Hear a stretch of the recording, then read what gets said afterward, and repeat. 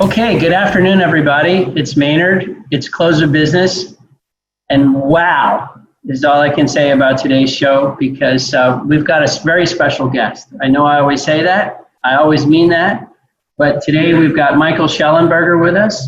Michael is a Time Magazine hero of the environment. He's a Green Book Award winner, and he's the founder and the president of Environmental Progress. You may have also heard he's the author of the best-selling new book, Apocalypse Never. I'll read you a quote about the book. There have been so many, but this one really struck me. This may be the most important book on the environment ever written, writes climate scientist Tom Quigley. There are a bunch of those kind of quotes. We'll get into the book here shortly, but Michael, welcome. We're so glad to have you, sir.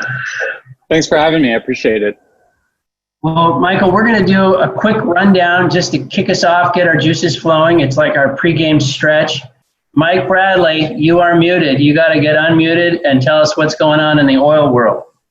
Yeah, two things, two developments here over the next 48 hours and maybe over the next few weeks. Well, first of all, OPEC Plus is going to be meeting tomorrow to see what they're going to do about their current cuts, and it looks like expectations that they're going to reduce their cuts from 9.7 million to 7.7 million.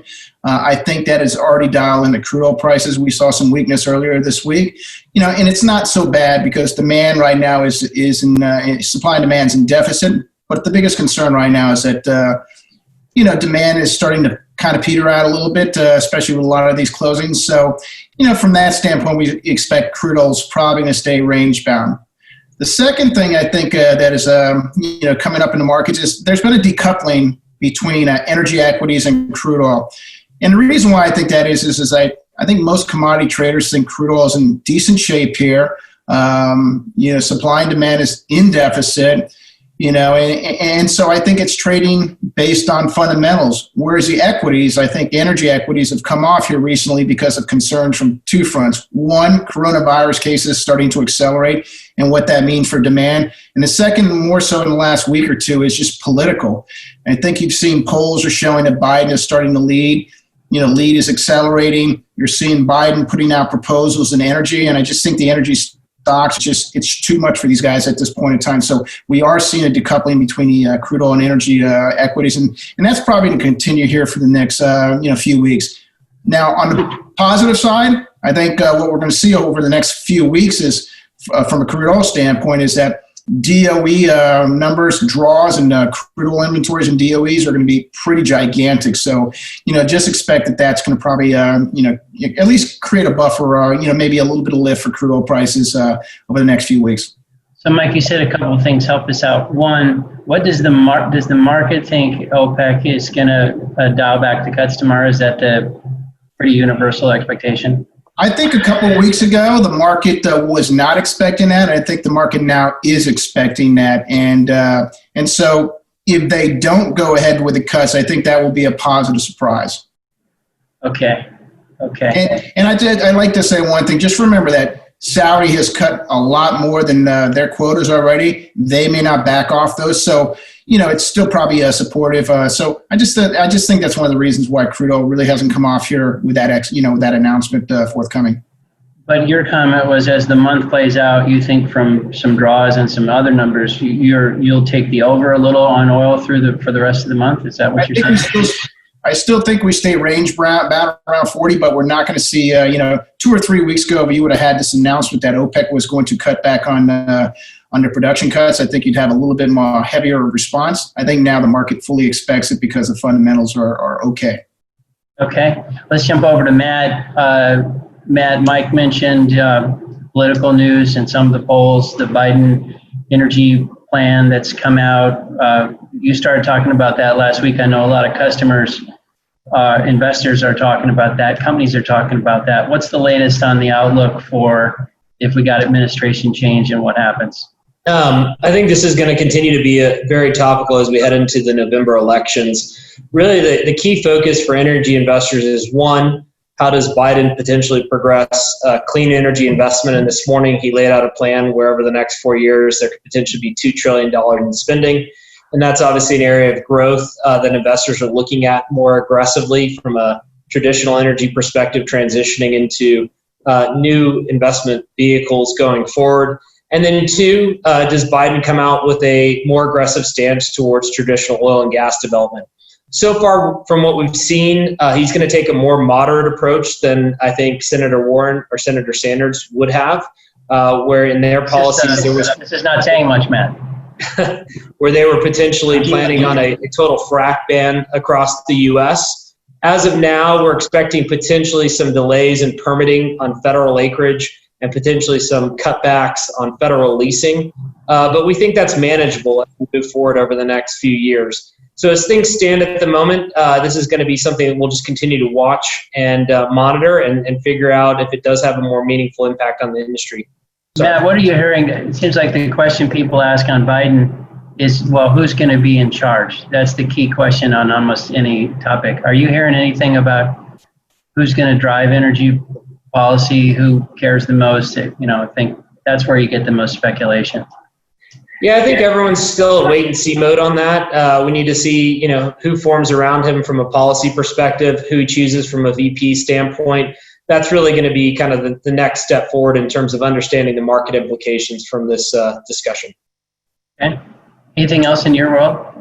I think just to follow into Mike's comments around energy potentially disconnecting a little bit from crude, I think a lot of that has to do with some of the near-term headwinds. So as you look into the refining sector in particular, we do see downside to estimates going into Q2, and there are some headwinds going into Q3 as well. That's not only weighing on the refiners, but it's also weighing on the earnings potential for the integrateds, and they are obviously a big component of the index.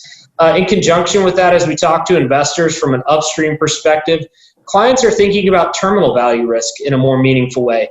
And that really does align with conversations on the energy transition. And if there is a risk of demand for oil 10 years from now, clients would like to see a higher free cash flow generation, lower growth, and lower debt in the sector. And so I think the industry is just going to have to deliver on those different metrics. And then as we look into sectors like service, even though things are starting to look a little bit brighter over the next 2 quarters, we do expect things to stabilize at pretty low activity levels as we go into Q4. So I think at the end of the day, while the equities have decoupled a little bit, there's just a lot of improvement we need to see on the financial front for investors really to get engaged on these stocks. Okay, Colin, you're up. How's that old song go? Tell me something good. What do you got?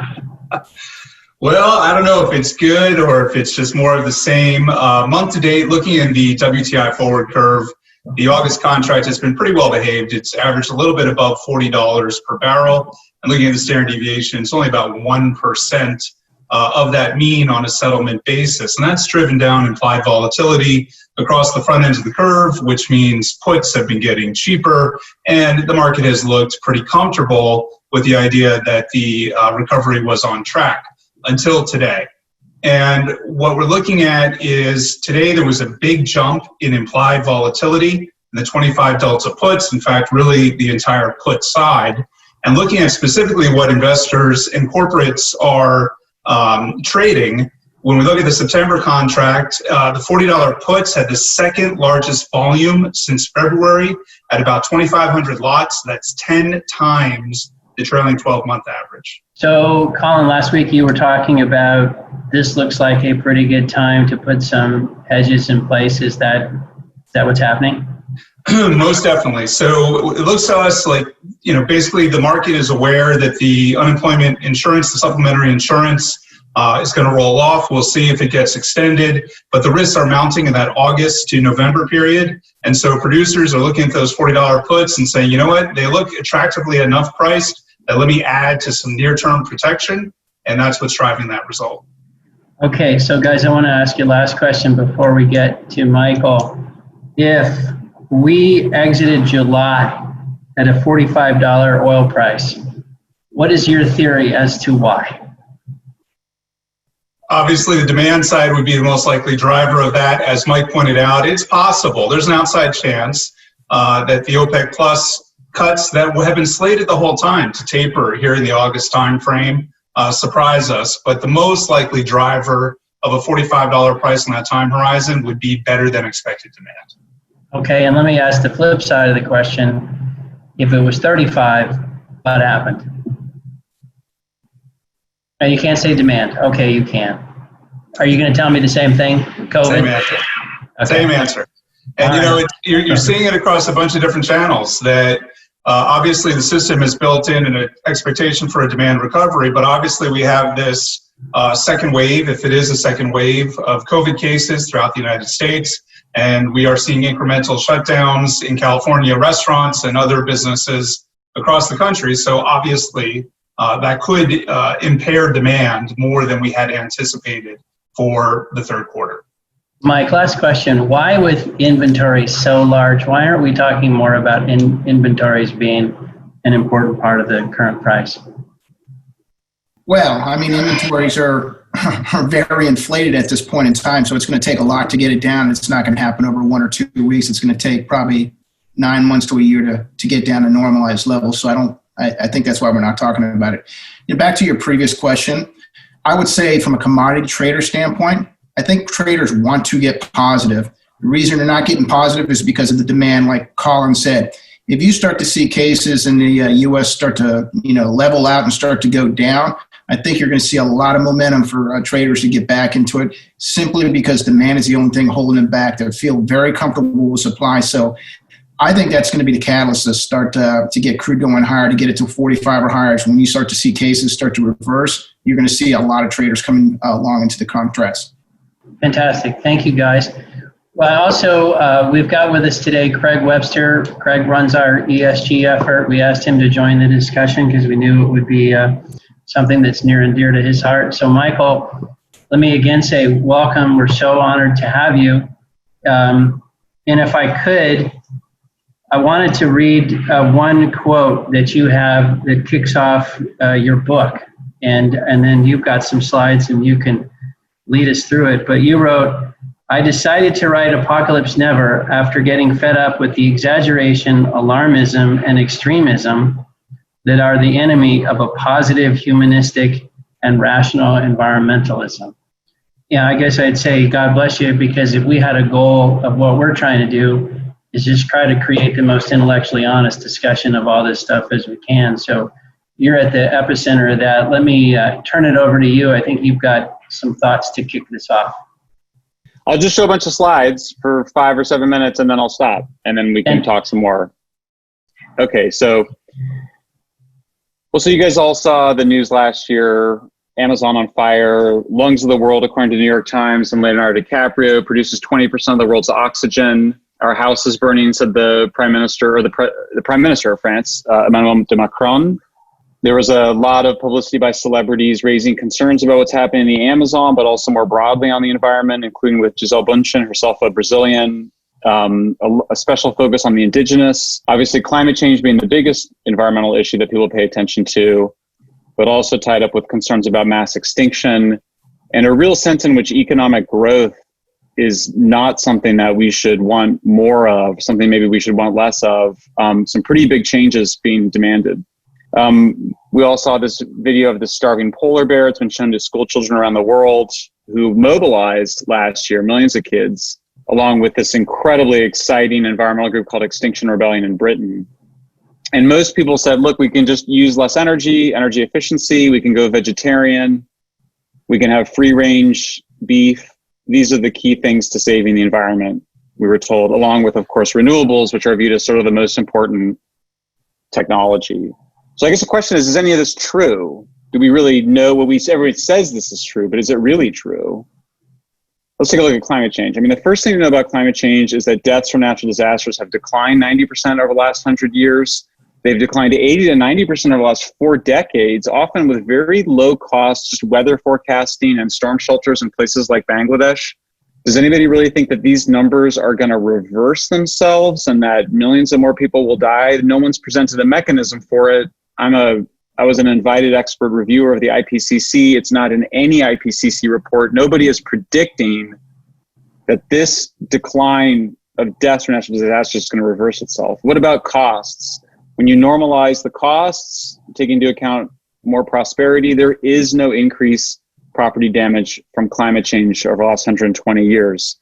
This is what explains rising costs without normalization, rising more property and more harm's way. That's all that we're seeing in the data. Doesn't mean that climate change is not happening. Climate change is happening. It does present some risks, but it's hard to see it showing up in these property cost trends anytime in the next half century, I think most scientists believe. Sea level rise, the more I look at it, the less worried I am about it. Yeah, some parts of the world, you might not be able to live on the coast, but it's not like it's happening all at once. The Netherlands became a rich country while farming below sea level, some areas as low as 7 meters, which is 14 times more than IPCC estimates sea levels will rise by 2100. Do we really think that we're incapable of dealing with that? That's the end of the world. In terms of fires, basically two things. The accumulation of wood fuel in forests and increased housing near forests explain all of the increase in damages from forest fires.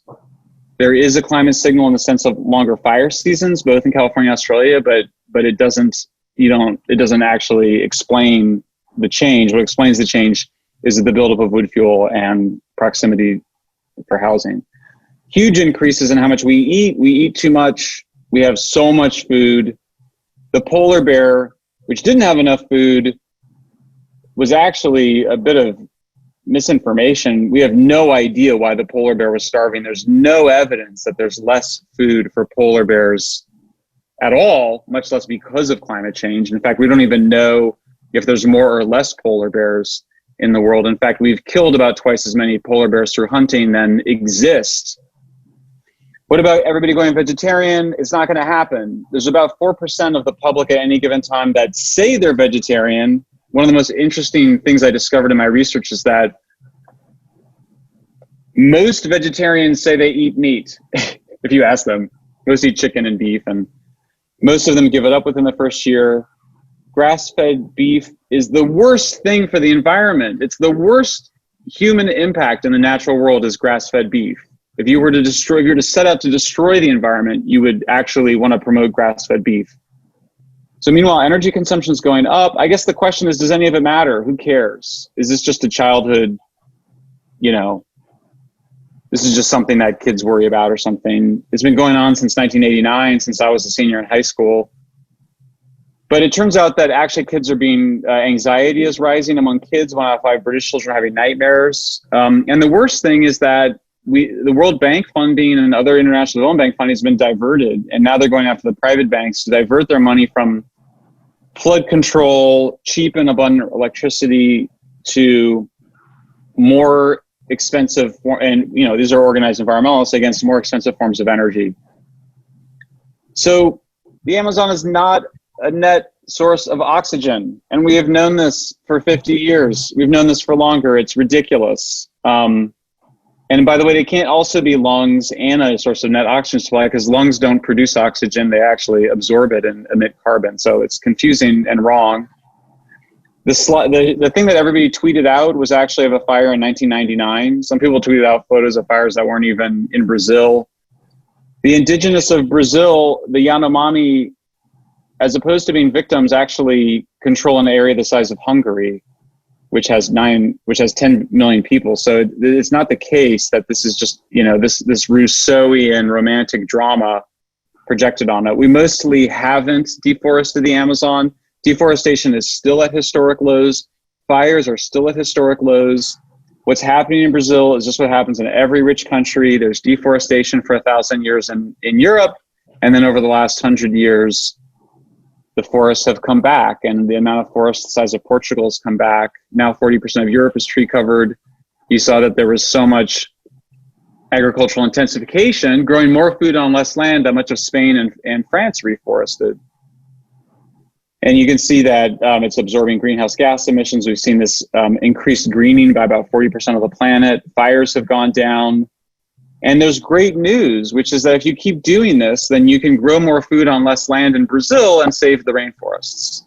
The problem has been that Greenpeace has demanded fragmentation of the rainforest. So you actually get farmers doing this kind of thing, Well, if you want big cats to roam, if you want big apex predators, you need to have a lot of space for them. You don't want to fragment, but this is what's been encouraged. Let me get to energy because that's what you guys are focused on. I mean, mostly, it's good news. Energy is a source of prosperity, declining child mortality, longer life expectancy, declining malnutrition.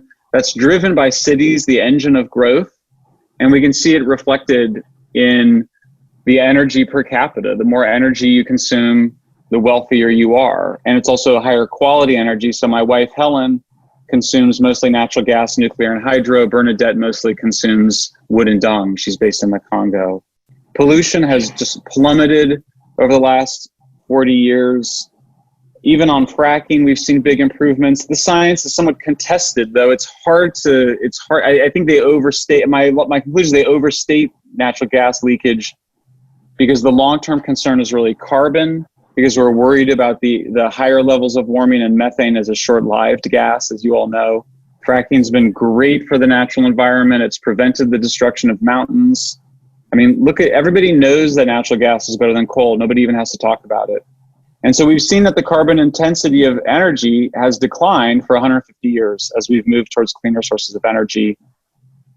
Same thing on farming. The news is very good. We've actually reduced how much land we use for meat production, which is a full 1/4 of the ice-free surface of the earth. It's astonishing. Humans use 1/4 of the ice-free surface of the earth for just livestock and pasture, and as opposed to cities, which are under 1%.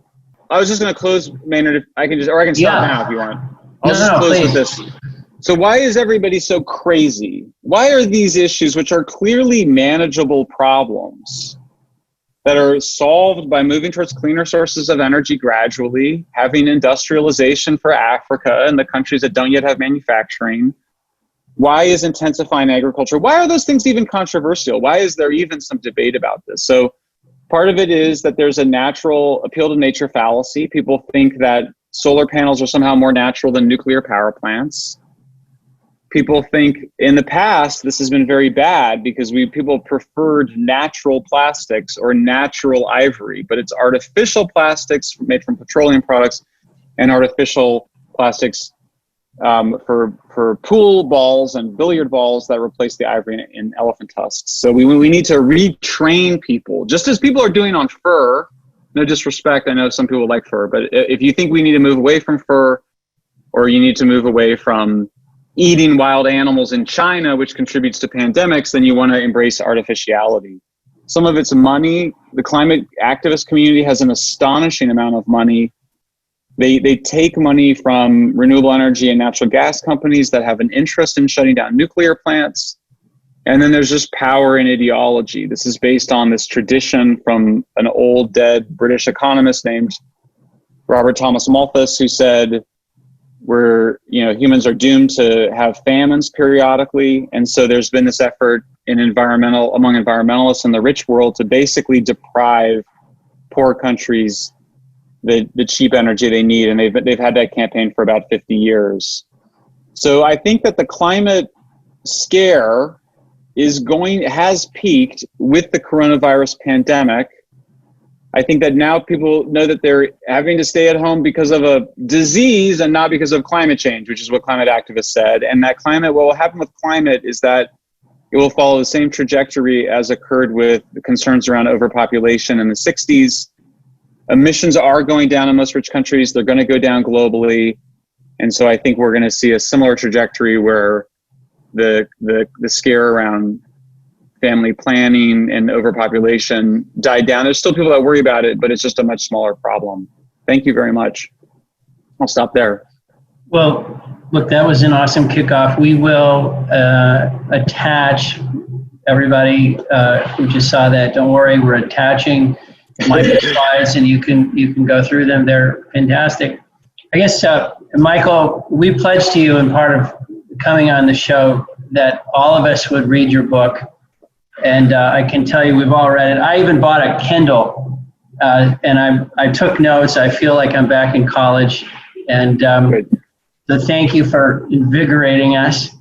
One of the things that's interesting in your book, you talk a lot about the IPCC, how people take what they want from it, how they suggest it says one thing and then maybe it doesn't. It's sort of, it seems like when people are talking about the science of the climate, this is often the document or group that they're talking about, but yet they frequently misquote them or misrepresent. Can you talk about the IPCC? Because, you know, the phrase, scientists have looked at this and scientists think X. The number of people who use that in their everyday discussion of these issues is huge. So would you just mind starting there? Well, and the reason there's so much confusion is that there's a lot of activist scientists, and they're the most involved in talking to journalists. They're the ones that, the Malthusian scientists, the ones who think that there's too many people and now we're going to run out of food, for which there is zero evidence. Those scientists are the ones that are activists. They advise Greta Thunberg. They're the ones that talk to New York Times reporters. They're the most bullying privately. They're really quite bullying. It's a hard word to say. They tend to be lead authors of reports. They tend to sort of they're out there prosecuting almost a religious agenda. And so there's a mixture of science and religion in so much of this stuff. And that's why part of the reason I wrote Apocalypse Never was to separate out those two things so we could see what's true from what's fact. So, I mean, my view is that the science of IPCC, which is what's called Working Group 1, which is just, is it sunspots? Is the planet warming? Is it sunspots? Is it the buildup of carbon dioxide? Of course, every interaction is a natural and human interaction, but it does seem to me that the evidence is very strong that humans are warming the planet. And I think there's been too much attention from conservatives on whether all of that's from humans or might sunspots or are the temperature readings correct? And not enough focus on the fact that why do we think this would be the end of the world or even our most serious environmental problem, given that traditionally most of us that are environmentalists understood that it was agriculture, it was just the expansion of human development that was the big problem. So now suppose it's climate.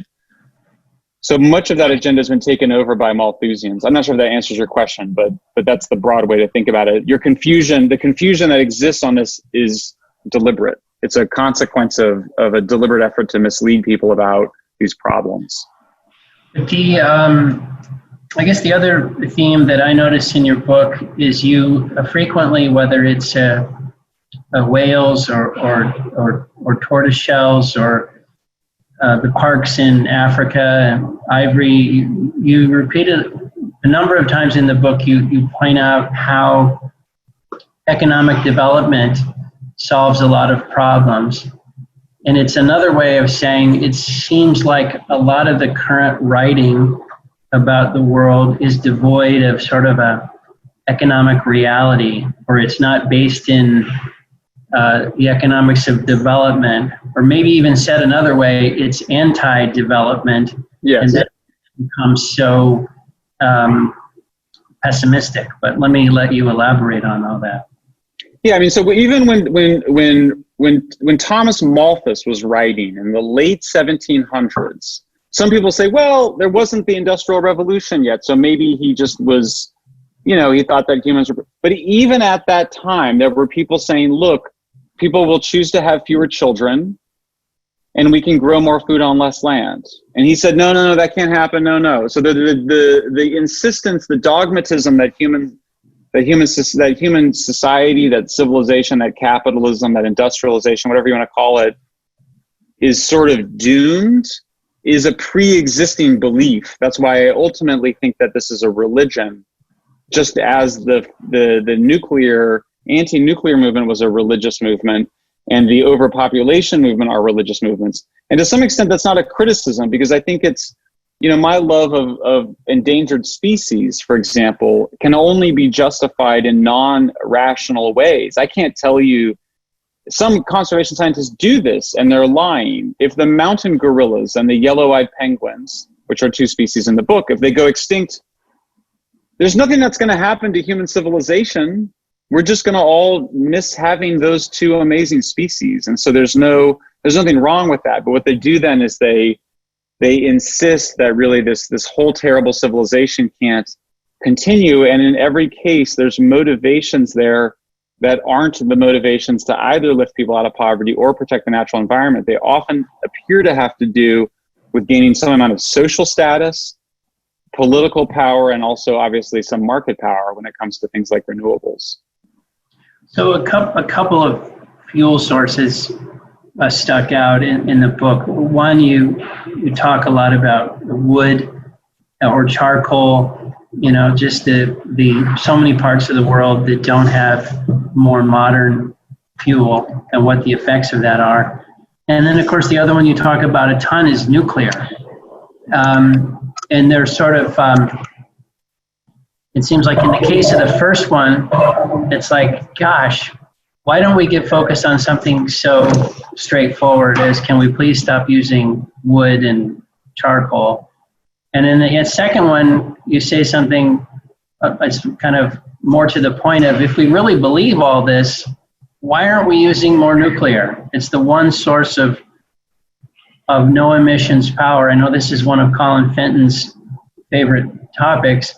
So do you mind just addressing those two fuel sources and how you feel about them? Because I know that they show up as big themes in the book.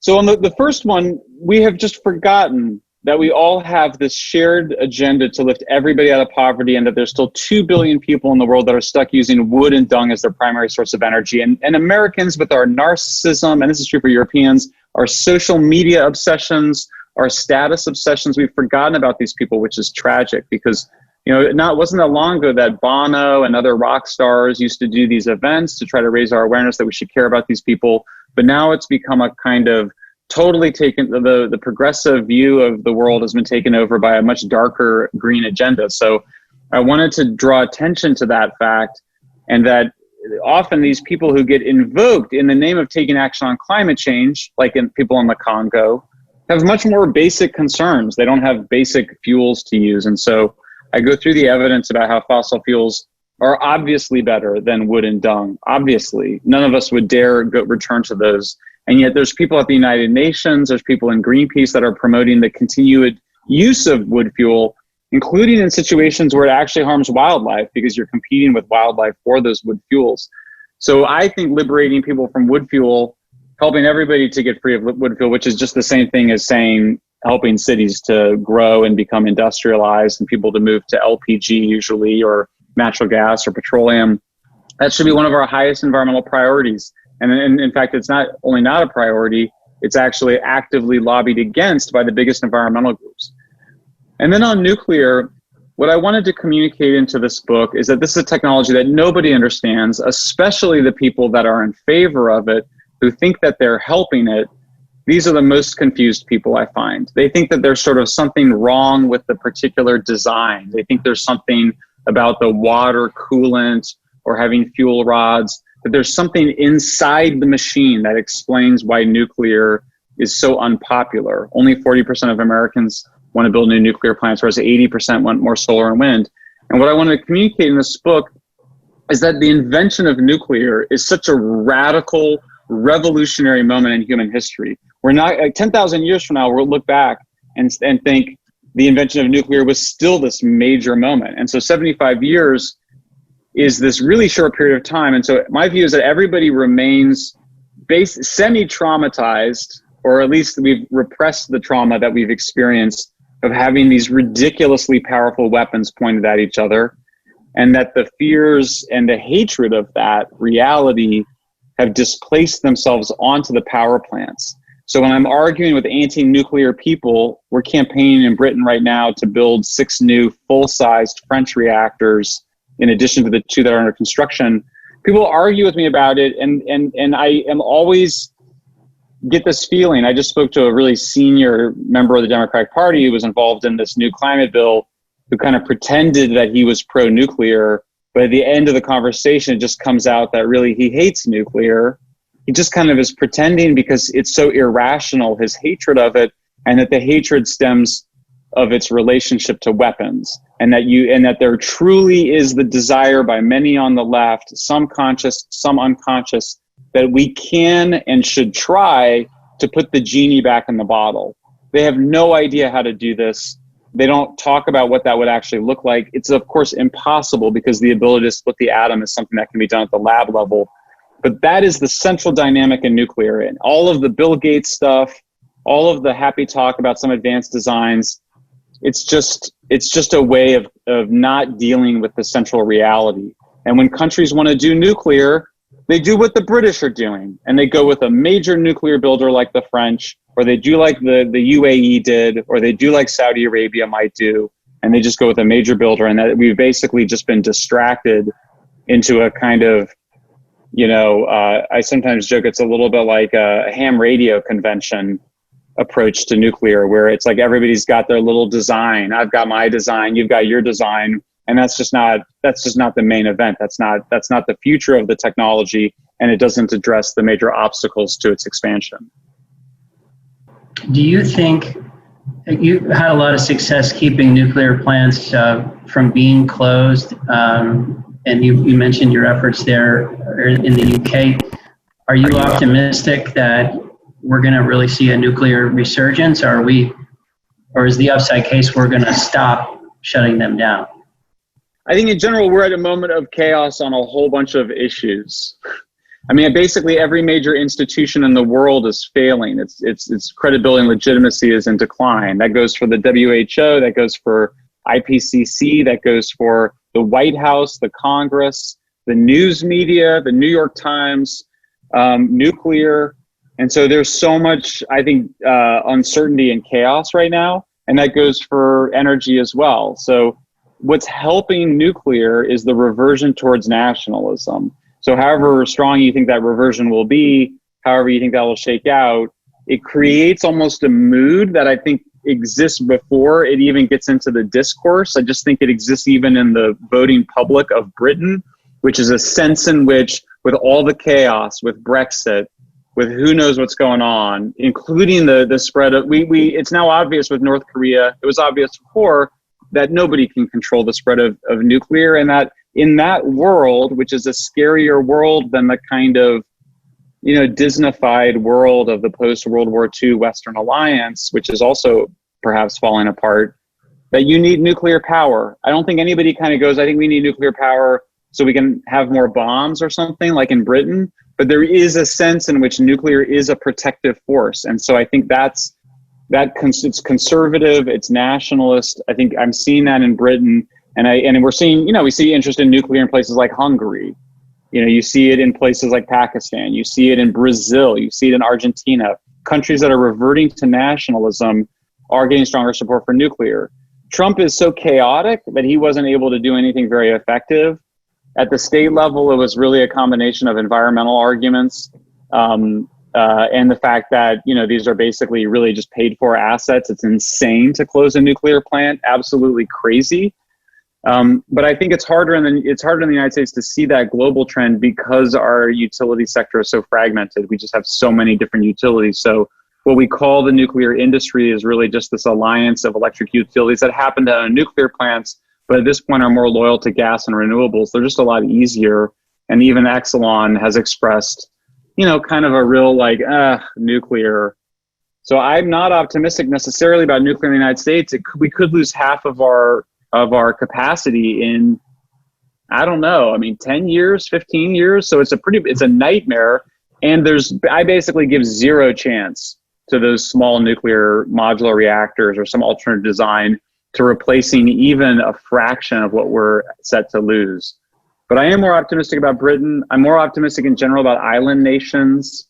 I could see Philippines actually getting nuclear at this point. I could definitely see, Argentina expanding nuclear. I could see South Africa coming back to nuclear.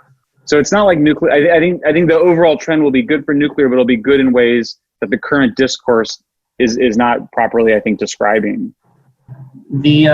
You make reference in the book to Eisenhower's speech at the UN, where he made an offer to the Soviets to let's work together and we'll do atoms for peace. And it was very striking because Eisenhower seemed to be he's the exact reverse of everything you just described in today's institutions.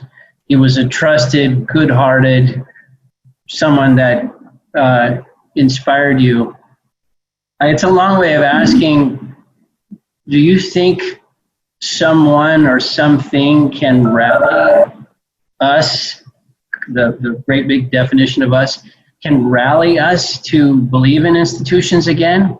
Or are we somehow sort of spiraling off here into a... Yeah, I mean, we're at the end of what you would call the neoliberal paradigm, which starts sometime in the mid-'70s or early '70s, depending on where you date it. It's coming to an end. It came to an end with Brexit and Trump. I mean, just kind of go, that's the end of an era. So what comes next? Some kind of reversion towards nationalism with liberal and conservative variants to it. All of the existing institutions can be rehabilitated with new leadership, with new ideas, but you're talking about a different paradigm. Right now, nobody knows why America should even exist. Like if you go onto the streets of anywhere, like Houston, Berkeley, and you go, why should, because everybody hates each other, right, in America. So we all hate each other. Red and blue people, they hate each other. They really, like even family members now, starting to properly hate each other. Why bother with America? Like, I mean, why not just break it? Why not break the country into two? Hold on. You're losing me. I'm teasing you. Go ahead. So nobody can answer that question. Like nobody can offer a good answer to that question. Certainly the president can't, but I don't think Nancy Pelosi can. I don't think the New York Times editorial board can answer that question. People kind of go, well, freedom. You know, we were reading, my wife was reading, I got my wife on Twitter.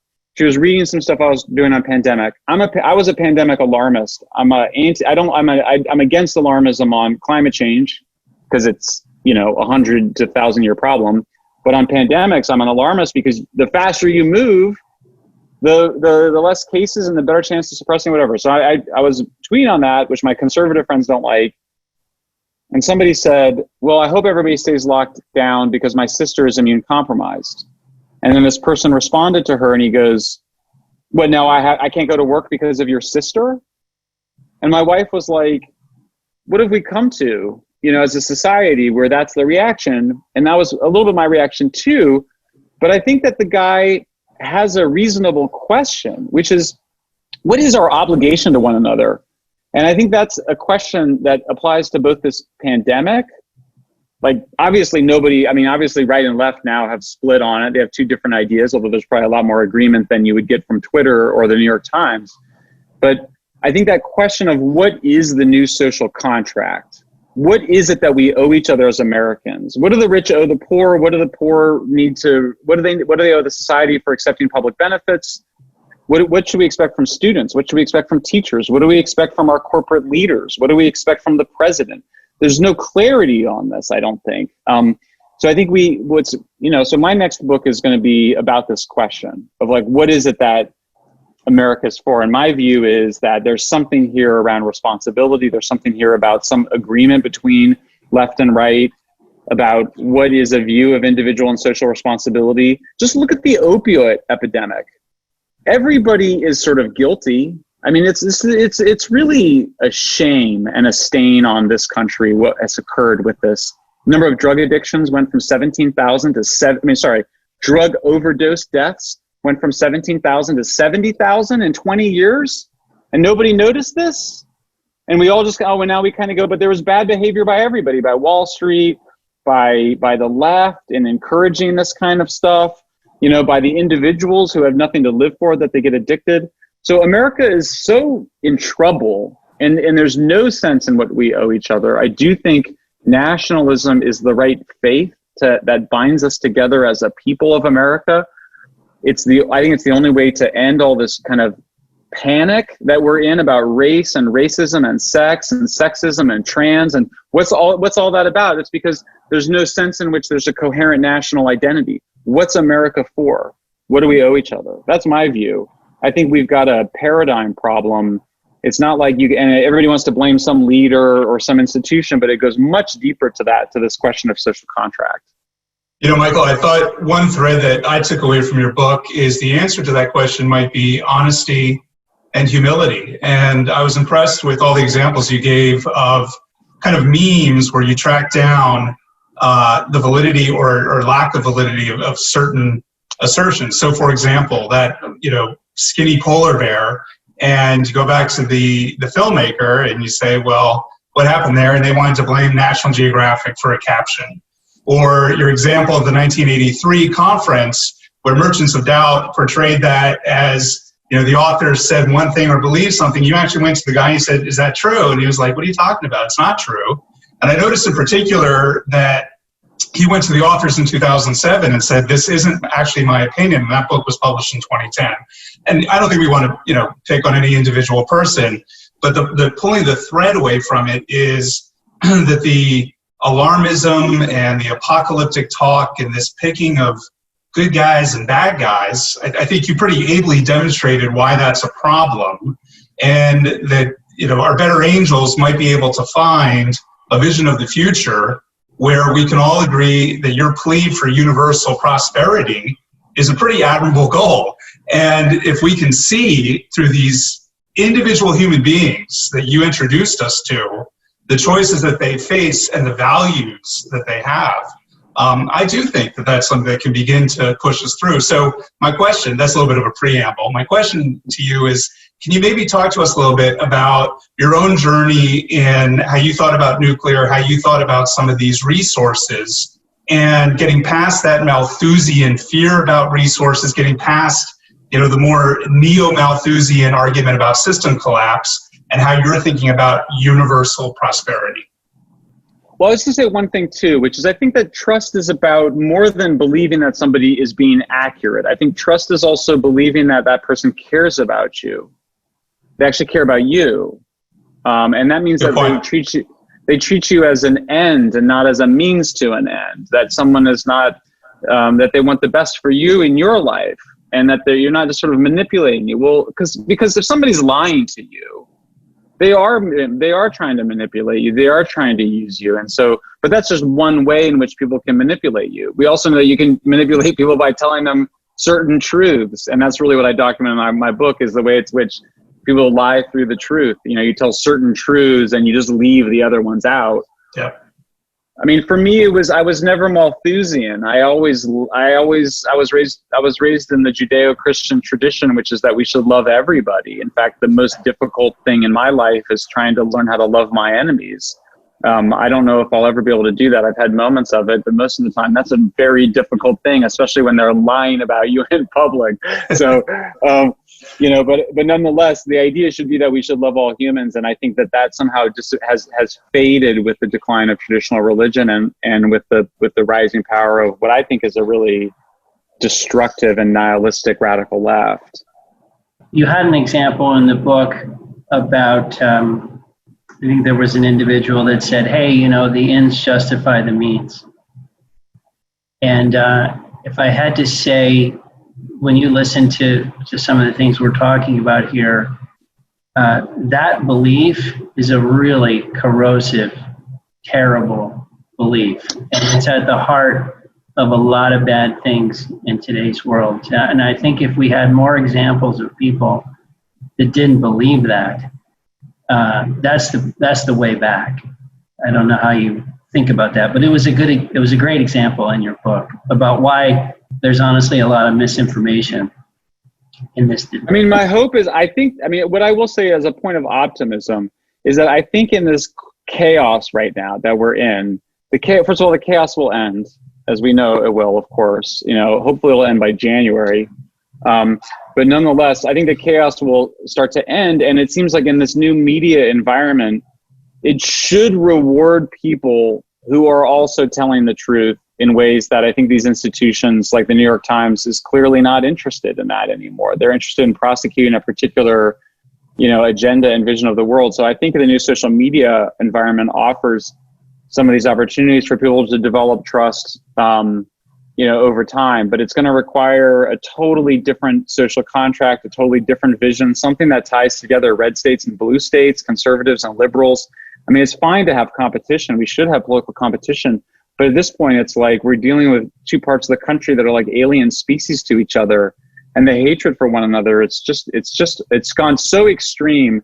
I do believe that some sort of correction that will result in a calmer and more moderate conversation is in the works. I think that a Biden victory may end up ushering some of that in, where I think Americans are just tired of the chaos. Well, I think, in terms of, you're a fabulous guest. I mean, we got so much from you, and we could go on so much longer. I just want to close with a few thoughts. One is we bought 400 copies of your book, and we've all read it.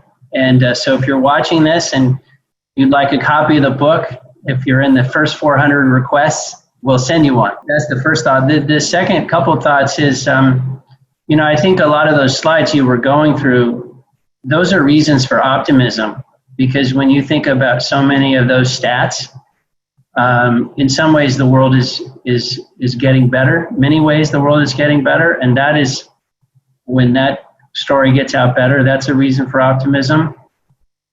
And then I want to thank you for your book, but also try to answer your question about what's the purpose of America. And I think it is the central open marketplace for ideas on the planet. It's the one place where you have the greatest ability to speak your mind, share your thoughts, and throw your idea out there and see if people like it. So COVID and all this other stuff and red, blue, and Trump, Nancy Pelosi, none of this stuff is a threat to America. The only threat to America is that we stop speaking our mind, and the fact that you wrote a book in a debate that lacks intellectual honesty is a great step towards pushing us back to the America we should be, at least in the energy debate. So that's my best crack. Thanks for having me. I appreciate it. Fantastic. Thanks, everybody. Take care and be safe. Talk soon.